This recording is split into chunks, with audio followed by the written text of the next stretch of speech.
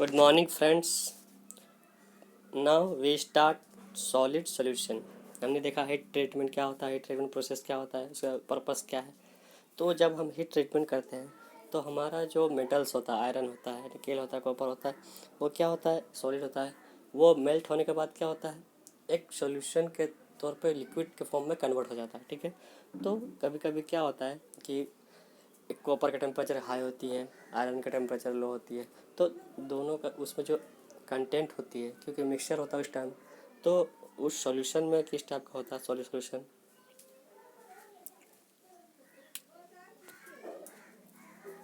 तो solid solution basically दो solids को जब हम मेल्ट करते हैं तो एक होमोजीनियस लिक्विड बनता है। ठीक है।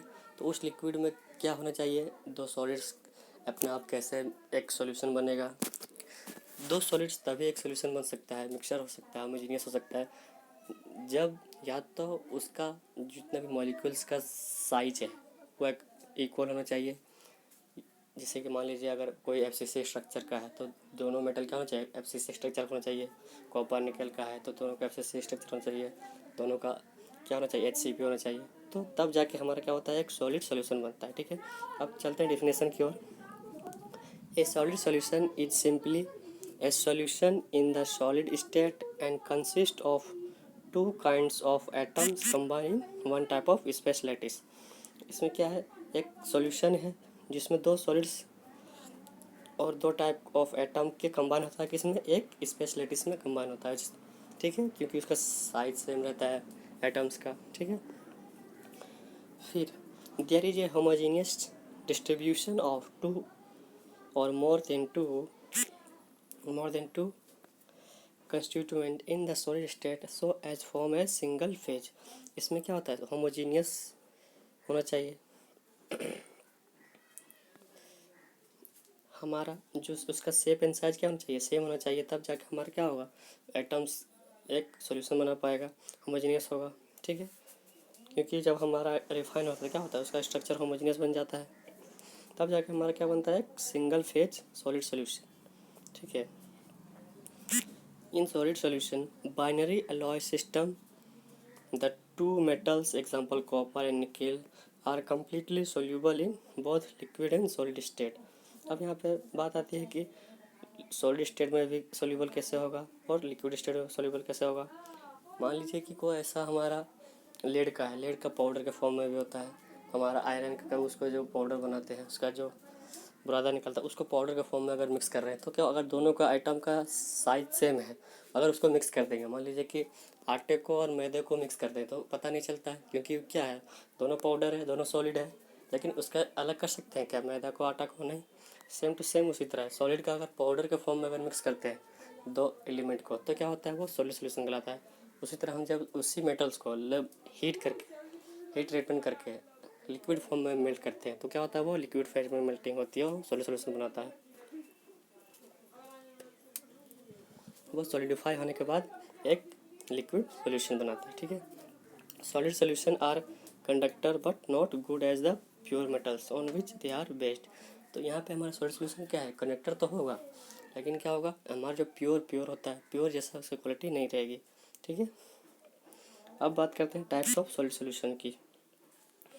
बेसिकली सॉलिड सॉल्यूशन का दो टाइप होता है, substitutional solid solution and interstitial solid solution. ठीक है।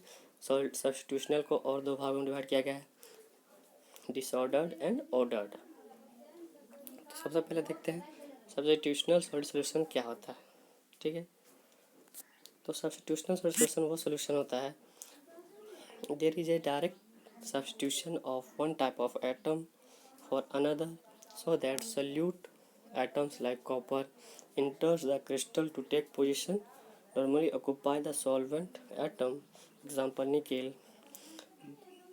तो इसमें क्या होता है, सब्स्टिट्यूशनल में हम एक एक मेटल के एलिमेंट में दूसरे टाइप के मेटल के एलिमेंट जो है कि एक क्या होता है, सॉल्वेंट एक सोल्यूट, दोनों को हम क्या करते हैं, सब्स्टिट्यूट करते हैं, पुट करते हैं। तो वो क्या होता है, उसके लैटिस पोजीशन को क्या करता है, ऑक्यूपाई कर लेता है। ठीक है। जैसे आप देख सकते हैं फिगर में देख सकते हैं। मान लीजिए हमारा ये कॉपर का आइटम है। ठीक है।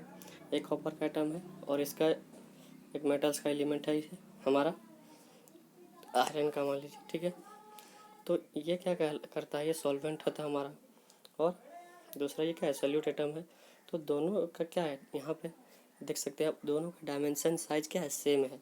इसलिए साइज सेम होने के कारण एक दूसरे से क्या है, सोल्यूबल है। अगर साइज अलग अलग होता तो वो इंटरस्टेटियल में चला जाता है। आगे पढ़ेंगे इंटरस्टेटियल। ये क्या है, सब्स्टिट्यूशनल सॉलिड सॉल्यूशन है, ठीक। These are forms where solute and solvent atoms has same diameter. इसमें डायमीटर क्या है, दोनों का सेम है, तब जाके हमारा ये सब्स्टिट्यूशनल सॉलिड सॉल्यूशन बनती है, ठीक है। आगे चले।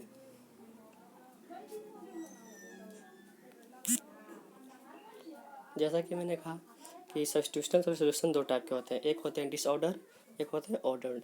तो डिसऑर्डर में क्या होता है, जैसा कि नाम से ही क्लियर है कि डिसऑर्डर में हमारा जो एटम्स होंगे वो क्या होगा, डिसऑर्डर फॉर्म में होंगे, ठीक है, डिसऑर्डर्ड फॉर्म में होंगी। यानी कि वो एक प्रॉपर सीक्वेंस में नहीं रहेगा। जो आइटम को जो सब्स्टिट्यूट करेंगे हम, वो प्रॉपर सीक्वेंस में सब्स्टिट्यूट नहीं कर पाएंगे, कहीं भी वो जाके मिक्स हो सकते हैं।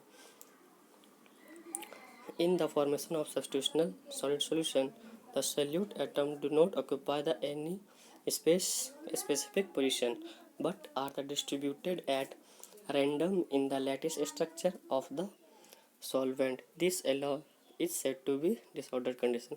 तो ये रेंडमली कहीं भी हमारा ऑक्यूपाई कहलाता है, एक स्पेसिफिक पोजिशन को ऑक्यूपाई नहीं करती है। तो ये क्या कहलाता है, हमारा डिसऑर्डर्ड सब्स्टिट्यूशनल सॉलिड सॉल्यूशन, ठीक है। जैसे आप देख सकते हैं फिगर में, मान लीजिए कि ये हमारा सॉल्वेंट है, ठीक है, ये हमारा सोल्यूट है, ये सॉल्वेंट मान लीजिए, ठीक है। ये हमारा क्या है, सोल्यूट है, जो उसमें सोल्यूट होगा, ठीक है। तो ये सोल्यूट क्या करता है, उसमें जाकर कोई भी रेंडमली कोई भी स्पेस को ऑक्यूपाई कर लेता है, स्पेस को प्रॉपर सीक्वेंस में नहीं रहता है, तो ये हमारा डिसऑर्डर रहता है, ठीक है। आगे चले। एक होता है ऑर्डर। नेक्स्ट हमारा क्या है, order substitutional solid solution. Order substitutional solid solution क्या है, during the slow cooling atoms goes a rearrangement of the atoms because of diffusion. जब हम क्या करते हैं, कास्टिंग करते हैं या फिर कोई चीज़ करते हैं, तो उसमें क्या होता है, हमारा जो मेटल्स है वो लिक्विड से सॉलिड के फेज में आता है, धीरे धीरे ठंडा होता है। तो उसमें क्या होता है, एक दूसरे से क्या होता है, डिफ्यूज होने लगती है, जुड़ने लगती है, एडिशन होने लगता है, तब जाके हमारा मेटल क्या होता है, हार्ड बनता है। तो जब डिफ्यूज होती है तो डिफ्यूजन के कारण क्या होता है, उसके अंदर उसका जो ग्रेन्स है रिफाइन हो जाती है और प्रॉपर अरेंज हो जाती है, उसे होमोजीनियस बन जाती है, होमोजीनियस बन जाती है, ठीक। तो होमोजीनियस हमारा क्या, एक ऑर्डर के फॉर्म में रहती है, प्रॉपर सीक्वेंस में, सब्स्टिट्यूशनल सीक्वेंस में आ जाती है, हमारा सॉल्यूट और सॉल्वेंट एक सीक्वेंस में आ जाती है, ठीक है। तो वो हमारा रहता है ऑर्डर सब्स्टिट्यूशनल सॉलिड। इसमें देख सकते हैं क्लियर लिखा हुआ, diffusion tends to produce a uniform distribution of the solute and solvent atoms. The solute atoms move into definite orderly position in the lattice. This structure is known as order substitutional solid solution और super lettuce, और इसका क्या बोल सकते हैं, super lettuce, ठीक है। जैसे कि एग्जांपल के तौर पर देख सकते हैं कॉपर और जिंक, ऑस्टेनाइड और कॉपर मैग्नीशियम एल्यूमिनियम, ये सब क्या है, हमारा ऑर्डर्ड सब्स्टिट्यूशनल सॉलिड है, ठीक है। एक लास्ट टाइप हम देखते हैं, इंटरस्टेटियल सॉलिड सॉल्यूशन। इंटरस्टेटियल सॉलिड सॉल्यूशन क्या है, जैसा कि मैंने स्टार्टिंग में बताया कि इंटरस्टेटियल सॉलिड सॉल्यूशन क्या होता है कि जब हमारा atoms of the solvent and solute दोनों का सेम ना हो तो क्या कहलाता है, हमारा इंटरस्टेटियल सॉलिड सॉल्यूशन, ठीक है। दोनों का अगर डायमेंशन शेप साइज अलग है, उसका अगर एफसीसी स्ट्रक्चर अलग है, तो वो कहीं एक हमारा क्या होता है, स्पेस लेटिस में ही जाके ऑक्यूपाई होती है, ठीक है। तो देखते हैं जैसे डिफिनेशन से, the solid solution forms when the solute atoms are very small as compare to the solvent. इसमें क्या होता है, सोल्यूट एटम बहुत छोटा होता है, किसके कंपेरिजन में, सॉल्वेंट के कंपेरिजन में, ठीक है।